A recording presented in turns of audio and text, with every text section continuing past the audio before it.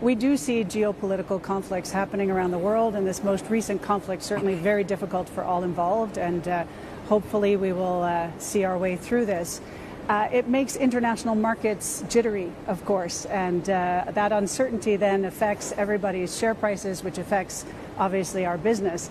But beyond that, the pricing situation for oil and gas is generally a global price, and those prices impacted by events in the Middle East.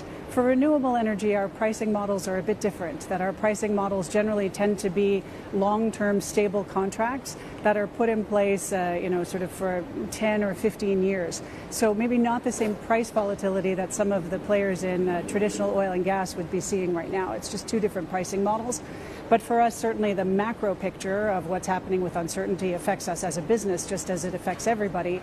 We need access to capital in order to be able to execute on our projects, and so jittery markets, nobody enjoys. Yeah, when I see something like Israel and Iran actually come onto the forefront, it reminds me of 3 years ago when the Russia-Ukraine conflict actually was ignited, but specifically because it also ignited skepticism around renewable energy sources. Some of the skeptics would have said back then that, hey, you know what, we can't abandon legacy fuels because energy security is very important. We don't think renewables like solar and wind can actually fill in the gap as efficiently as before.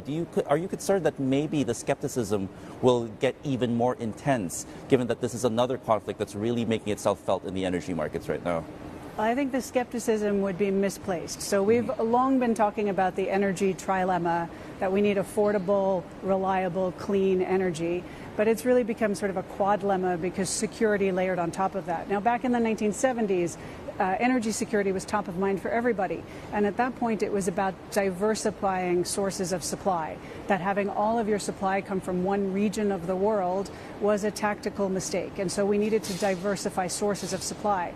I would say with renewables, we have the opportunity to diversify our sources of supply in a very different way, because renewables can be part of the energy mix in almost every country in the world. And in fact, many of the countries we operate in, we find now governments very interested in renewables, because even if they have no subsurface resource, no oil, no gas, they do have wind or solar that they can harness to have some level of electricity generation within their own borders. So this mix of energies actually is a good way to deal with all the volatility and to create more energy security going forward. So I think actually it's a good time for renewables because of that. Now, Northland Power has been around, correct me if I'm wrong, for about 37 years, predominantly in North America and Europe, until the last couple of months when we've seen you actually make your first steps into the Asian markets. You talked about the breakthrough, at least, with regards to your project out in Taiwan and the generation of electricity. Can you talk to us about what that milestone means, not just for Northland Power, but also for your operations and your outlook, at least, for this part of the world?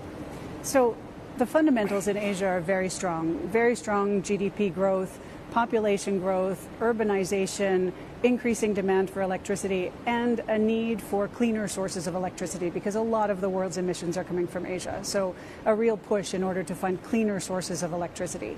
So for us, we're invested in the Hai Long project in Taiwan.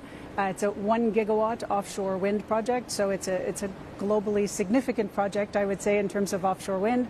And we celebrated first power last week. I was in Taiwan to join the teams to celebrate. We also have completed installation of all of the pin piles. So these are the foundations that connect with the seabed. So for all of our turbines, those are installed now. So that de-risks for us. It's slightly nerdy, but it de-risks for us that interface with the seabed, which is always a question. We can do the best survey, the best science, but until we actually get there, we don't really know. So once we're installed there, we have all those pin piles in place. Now we just sequentially install the turbines. So we're at 14 of these massive turbines installed. I was offshore last Friday to visit them. It's spectacular to see. And, basically the teams are installing those now day by day.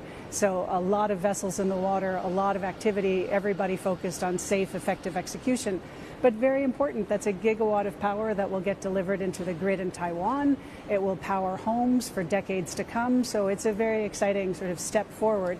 For us, it's many years in the making, with the concept of the project, then putting together the partnership, and we have great partners with Gentari and Mitsui, and we've worked together getting the financing for the project put together. A lot of pieces have to come together for these projects to happen.